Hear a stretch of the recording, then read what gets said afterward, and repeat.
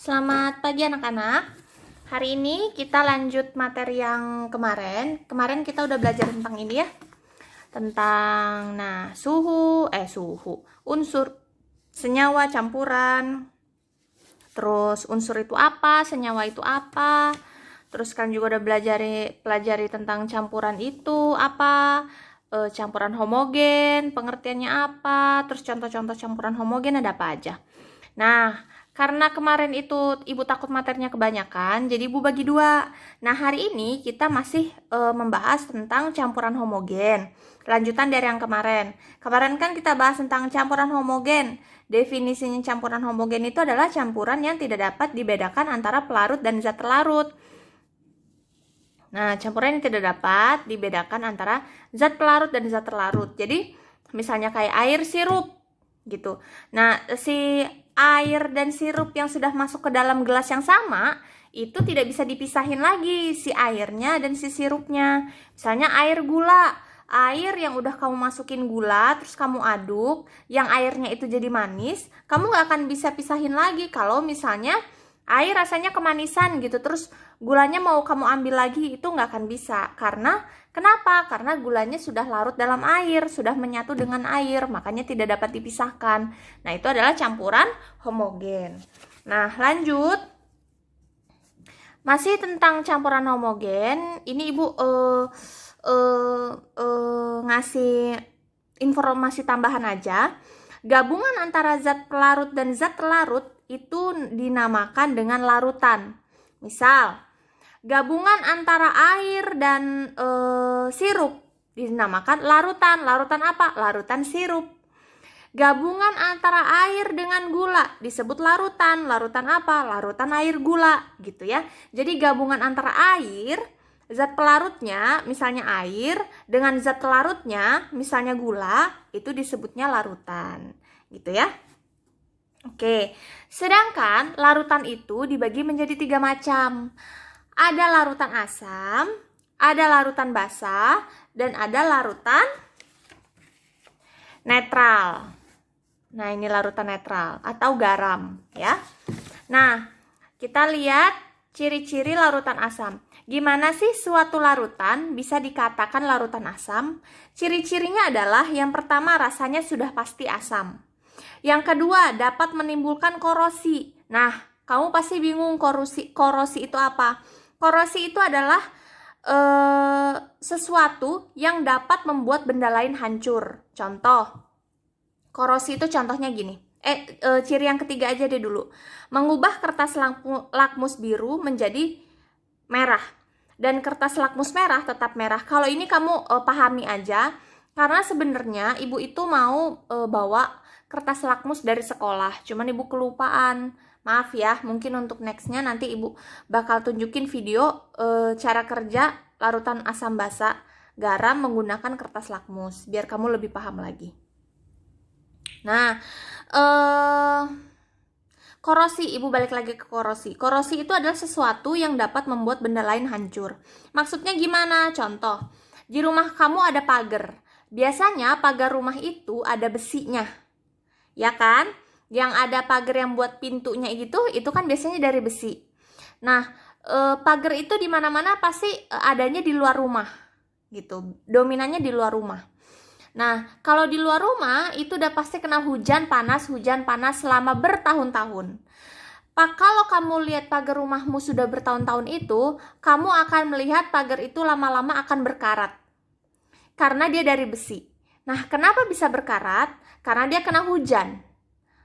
Apa hubungannya, Bu, antara hujan dengan karat? Nah, yang jadi masalahnya, hujan sekarang itu karena kamu pasti tahu dengan yang istilahnya pemanasan global atau global warming yang mengakibatkan hujan yang turun ke bumi itu rasanya asam. Makanya kamu mungkin pernah dengar yang namanya hujan asam. Nah, hujan asam itu dapat mengakibatkan benda lain hancur. Makanya kenapa asam itu mengakibatkan korosi. Karena asam itu dapat menyebabkan benda lain hancur. Contoh, kamu belum makan nasi, tapi kamu udah makan apa ya, buah mangga yang masih muda. Berarti rasanya tuh bakal asem banget gitu. Nah, kamu belum makan nasi, perut kamu kosong, kamu belum makan apapun misal dari pagi. Tiba-tiba siang ada temenmu yang nawarin buah. Misalnya buahnya buah mangga. Nah, ternyata gak lama perut kamu sakit. Nah, kenapa bisa perut kamu sakit? Karena mangga yang masih muda itu bersifat asam. Sehingga asam itu dapat membuat lambung kamu itu perih dan sakit. Karena kenapa? Karena asam itu bersifat korosi atau membuat benda lain hancur. Bu, berarti lambung aku lama-lama bisa hancur. Hancur di sini lambungnya bukan berarti lambung kamu jadi hilang atau jadi hancur habis gitu. Tapi lambung kamu lama-kelamaan akan rusak. Lambung kamu lama-lama kelamaan akan luka gitu. Kayak kamu jatuh ke tanah misalnya gitu, terus kamu berdarah luka. Nah, sama lambung kamu juga kayak gitu. Itu namanya korosi. Kalau korosi untuk di luar, misalnya contohnya pagar tadi yang disebabkan oleh hujan asam. Kalau di dalam tubuh kita, di dalam tubuh manusia, itu biasanya ada di lambung yang disebabkan oleh makanan-makanan yang bersifat asam. Gitu ya. Contoh larutan asam itu apa aja? Cuka dapur. Cuka dapur itu biasa kalau kamu beli bakso, suka ada botol-botol cuka yang warna putih. Nah, itu dia bersifat asam. Cuka dapur, cuka empe-empe juga bisa. Karena kan dia ada rasa asam dari jeruk nipis. Itu juga bisa. Air jeruk yang non gula ya. Kalau ditaruh gula biasanya asamnya udah berkurang. Hujan asam dan lain-lain. Gitu ya. Yang kedua, larutan basa. Larutan basa ciri-cirinya mempunyai rasa agak pahit dan ini tidak boleh dicoba. Karena biasa larutan basa itu ada di tidak semua larutan basa itu bisa dikonsumsi. Beda sama larutan asam. Larutan asam itu banyak yang bisa kita konsumsi. Contohnya air jeruk, cuka dapur, Yakult. Nah, Yakult juga itu asam. Basa ciri-cirinya mempunyai rasa agak pahit, rasa licin di kulit. Kalau larutan tersebut kena ke kulit kita, itu akan licin kayak sabun gitu. Dan yang terakhir, mengubah atau merubah kertas lakmus merah menjadi warna biru. Sedangkan kertas lakmus warna biru, warnanya akan tetap berwarna biru. Ya, jadi intinya kalau basa itu lakmusnya harus warna biru. Jadi kalau kertas lakmus warna merah, dia bakal berubah jadi biru. Tapi kalau kertas lakmus biru, dia akan tetap warnanya tidak berubah, tetap biru. Gitu ya. Contoh larutan basa itu obat sakit mah, lotion nyamuk, autan, dan lain gitu ya. Sabun apa aja, sabun mandi, sabun cuci tangan, deterjen, detol, dan lain-lain. Nah, itu sifatnya basa. Nah, kamu mungkin nanya, Bu, obat sakit mah kok basa? Katanya tadi basa, larutan basa nggak boleh dicoba. Tidak semua larutan basa itu boleh dicoba, tapi ada larutan basa yang bermanfaat bagi tubuh manusia. Contoh, obat sakit mah. Kenapa obat sakit mah? Kenapa sih orang itu punya sakit mah? Sakit mah itu apa sih? Sakit mah itu adalah asam lambung yang meningkat, kadar asam lambung yang meningkat. Jadi di dalam tubuh kita itu punya asam, yaitu asam lambung yang terletak pastinya di lambung. Asam lambung itu fungsinya buat apa, Bu? Untuk menghancurkan makanan. Misal, kamu makan nasi, kamu makan nasinya ngunyahnya nggak bener, 2 kali ngunyah telan, 2 kali ngunyah telan, 2 kali ngunyah telan. Nah, sedangkan di dalam tubuh kamu itu, nasi itu nggak boleh bentuknya butiran-butiran kayak gitu, harus dicerna lebih halus lagi. Nah, kalau nasi kamu itu sudah masuk ke dalam lambung, nasi itu akan dicerna atau dihaluskan lagi. Sama siapa? Sama asam lambung. Baru nanti setelah asam lambung memproses makanannya, makanan itu lebih halus. Makanya bisa diserap sama tubuh, sama usus, bisa diserap sama usus kita, usus halus, usus besar gitu ya. Nah, sedangkan kalau kamu misalnya dari pagi nggak sarapan, siang kamu nggak makan siang, malam kamu juga nggak makan, misalnya diet gitu, kamu nggak makan apa-apa. maka asam lambung tadi yang tugasnya untuk menghaluskan makanan, dia nggak punya kerjaan. Dia mau ngehalusin siapa gitu ya. Sedangkan makanan nggak ada, minuman juga dia minum cuman air putih doang dikit. Ya kalau minum air putih ya nggak mungkin juga mau dicerna. Apa yang mesti dicerna dari air putih? Orang bentukannya udah larutan kan. Nah, karena dia nggak punya tugas, akhirnya dia mencerna atau dia mengikis lambung-lambung di tubuh kamu. Makanya tubuh kamu akan terasa sakit atau perih banget perutnya. Terkadang kamu akan mual, muntah gitu. Itu namanya sakit mah. Nah, kalau asam lambung kamu sudah meningkat, yang menimbulkan sakit mah itu, akhirnya kamu minum obat mah kan? Nah, obat mah di sini itu bersifat basa. Nih, obat mah itu bersifat basa. Kenapa? Karena dengan lambung kamu yang asam lambungnya naik, yang di dalam organ lambung kamu itu asamnya meningkat, kadar asamnya bertambah, diredainlah asamnya itu oleh obat sakit mah yang bersifat basa. Makanya lama-kelamaan sakitnya reda. Kenapa? Kalau kamu sakit lambung, karena asam lambungnya naik, dikasih obat mah, nanti asam lambungnya akan turun sehingga lambung kamu nggak perih lagi. Gitu alasannya kenapa obat mah termasuk larutan basa, gitu ya. Oke, yang selanjutnya, taruh.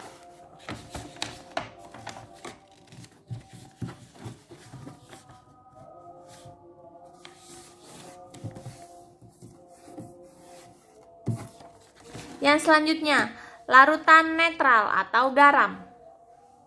Nah, kalau netral berarti dia tidak termasuk larutan basa atau tidak juga termasuk larutan asam gitu ya. Dia netral-netral aja. Ciri-cirinya, dia tidak merubah warna pada kertas lakmus. Jadi intinya, kalau kertas lakmusnya warna merah, tetap warna merah. Kalau udah dimasukin ke larutan netral, tetap warna merah, dia nggak berubah warna. Kalau dimasukin kertas lakmus warna biru, tetap warnanya tetap warna biru, tidak akan ada perubahan warna. Dan itu ciri-cirinya ya. Contohnya larutan netral ini ada air mineral dan air garam. Air garam itu apa Bu? Ya udah, garam dapur kamu masukin ke dalam air. Nah, itu namanya air garam. Nanti Ibu akan insya Allah Ibu akan melakukan percobaan larutan asam basa, Ibu sendiri, nanti Ibu videoin dan bagiin ke kalian ya. Oke, Ibu mungkin mau kasih info di sini kertas lakmus itu apa? Mungkin kalian bingung.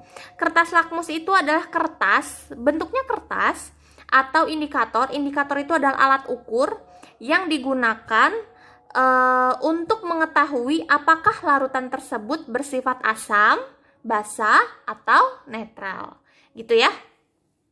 Nah, tadi kita sudah belajar tentang campuran homogen, yang berarti campuran di mana larutannya tidak dapat dipisahkan, baik itu yang zat pelarut dan zat terlarutnya tidak dapat dipisahkan.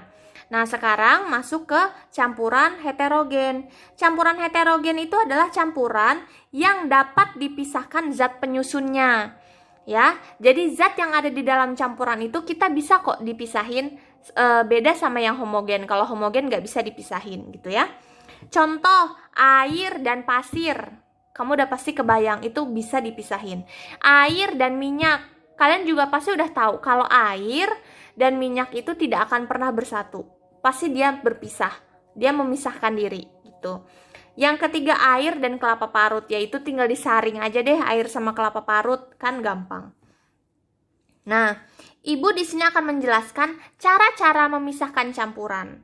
Ibu di sini hanya ngasih tahu 2, karena yang lebih mudah untuk diajarkan secara online menurut Ibu itu adalah 2 ini, filtrasi dan distilasi. Ibu jelasin dulu ya. Filtrasi namanya juga sudah penyaringan. Ya berarti dia itu metode pemisahan campuran yang digunakan untuk memisahkan padatan dari cairan tersebut. Contoh, di dalam bak mandi kamu banyak pasir gitu. Buat kamu ngilangin pasirnya, ya kamu saring aja. Kalau kamu saring, pasti pasirnya bakal nyangkut di saringan, bener kan? Atau di dalam kamu bikin kopi buat papa kamu. Tapi kopinya tuh ternyata banyak larutan yang mengendap di bawah. Kalau kamu biasanya suka lihat kopi hitam, kopi King Kong gitu ya. Kalau diseduh pakai air panas terus didiemin 5 menit aja misalnya gitu. Nanti suka ada kopi-kopi yang ngendap di bawah. Nah, biar si kopi itu bersih, nggak ada serbuk-serbuknya, gimana? Ya tinggal disaring. Gitu. Mudah ya. Kalau filtrasi atau penyaringan gampang ya kamu pahamin.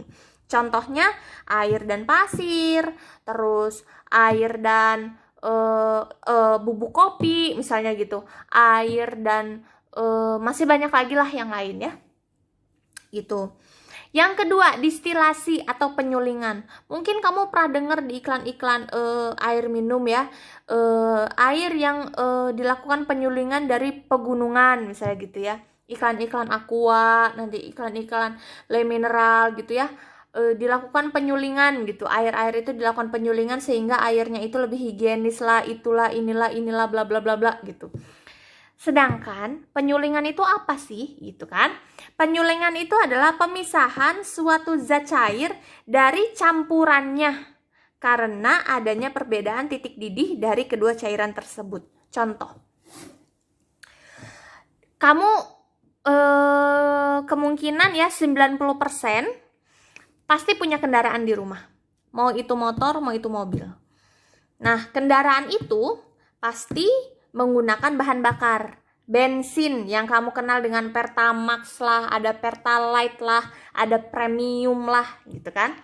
Tapi gimana sih caranya biar si minyak itu ada macam-macam minyak gitu. Ada Pertalite lah, ada Premium, ada Pertamax, ada solar, ada biosolar gitu, ada Aftur. Itu gimana sih caranya? Nah, jadi Pertamina itu perusahaan minyak terbesar di Indonesia itu melakukan pengeboran minyak. Nah, gitu ya. Pengeboran minyak di kedalaman berpuluh-puluh meter, mungkin ya Ibu juga nggak tahu kedalamannya berapa. Pengeboran minyak berapa puluh meter, ketemulah minyak gitu kan. Nah, minyak yang ketemu dari dalam bumi kita ini, dari perut bumi, entah dari kerak buminya lah, Ibu juga nggak tahu, itu harus dilakukan yang namanya penyulingan. Karena biasanya minyak yang ada di dalam bumi kita itu, dia masih tergabung sama air. Dan sedangkan nggak mungkin dong motor kamu dikasih